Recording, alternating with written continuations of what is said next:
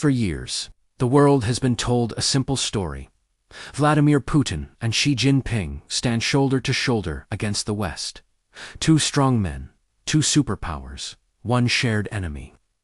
But what if that story is dangerously incomplete?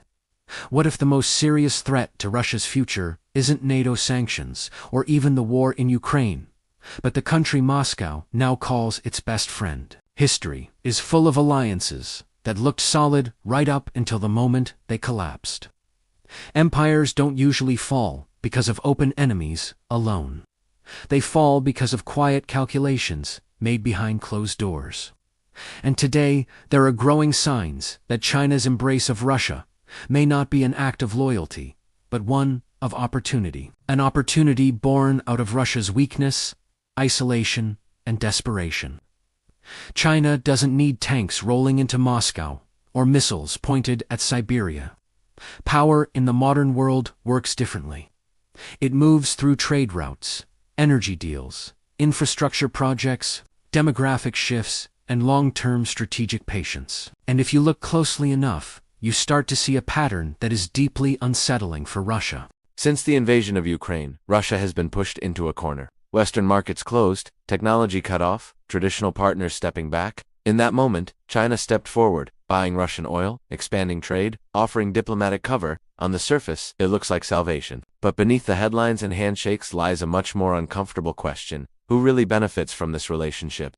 China is securing cheap energy, expanding its influence across Eurasia, and quietly positioning itself as the senior partner in what used to be an equal alliance. Russia, meanwhile, is becoming more dependent by the day. In geopolitics, dependence is rarely neutral, it's leverage. And leverage, when used patiently, can be more powerful than war. This video isn't about wild accusations or simple good versus evil narratives. It's about connecting dots that many prefer to ignore. About understanding how China thinks in decades, not headlines, and how moments of crisis are often used to reshape the global order. By the end of this video, the question won't be whether China could turn on Russia but whether it already has. In the quiet, calculated way that changes history without firing a single shot, to understand why China's relationship with Russia may be far more dangerous than it appears. You have to step back and look at how Beijing historically operates when a powerful neighbor becomes weak. China does not rush, it does not announce its intentions loudly, and it almost never acts emotionally.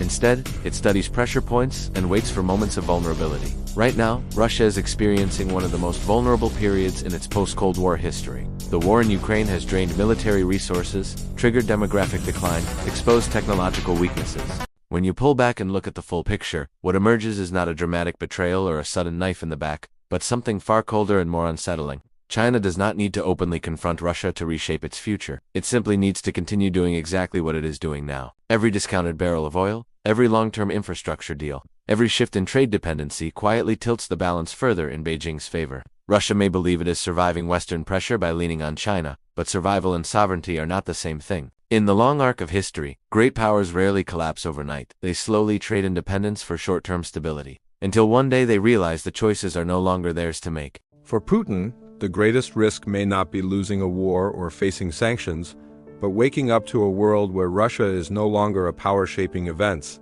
but a resource base serving someone else's ambitions. China will not announce this moment, it will not celebrate it, and it will not rush it. Strategic patience has always been its greatest weapon. And that is what makes this story so important to watch, not because of what China might do tomorrow, but because of what it is steadily positioning itself to control 10, 20, 30 years from now.